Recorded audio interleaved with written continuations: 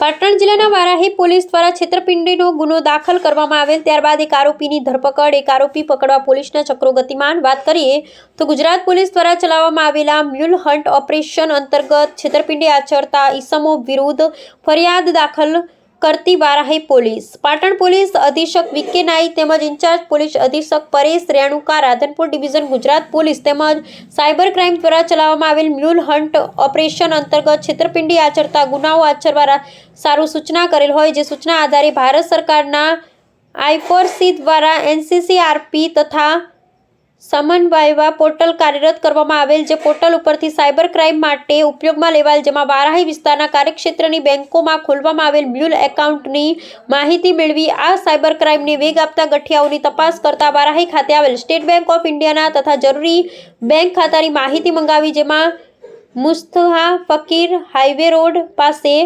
Varahi district Patan નામ સરનામાવાળું account મળી આવેલ, જેની પ્રાથમિક તપાસ કરી આ બેંક એકાઉન્ટમાં તારીખ 30/12/2024 થી તારીખ 8/12/2025 સુધીમાં 3,67,232.33 જેટલી માતબર રકમનું અનઓથોરાઇઝડ ટ્રાન્ઝેક્શન કરી નાણાં સગે વગે કરેલ હોય, તેમજ સદર બેંક એકાઉન્ટ વિરુદ્ધ એનસીસીઆરપી પોર્ટલ ઉપર 5 જેટલી કમ્પ્લેનો હોય, જેથી બેંક ખાતાના ધારક તેમજ બેંક ખાતાનો ઉપયોગ કરનાર તેમજ આ સંગઠિત ગુનાહિત કાવતરા સાથે સંકળાયેલા તમામ ઇસમો વિરુદ્ધ ગુનો દાખલ. એક આરોપીની ધરપકડ.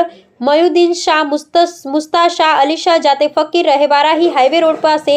એક આરોપી પકડવાનો બાકી છે, મલેક સોએબ ખાન ઉર્ફે એસઆર રસુલ ખાન રહે વારાહી. બંનેની સામે ફરિયાદ દાખલ કરી કાયદેસરની કાર્યવાહી કરેલ છે. અહેવાલ જયંતિભાઈ ઠક્કર, ન્યૂઝ 16 ગુજરાતી. તમને ખબર જ છે કે ભાઈ હાલના સંજોગોમાં ગુજરાતમાં સાયબર ફ્રોડના બનાવ વધી રહ્યા છે, જેમાં મ્યુલ એકાઉન્ટ ખોલીને જે સાયબર ફ્રોડના પૈસા છે તેમાં ટ્રાન્સફર કરવામાં આવે છે.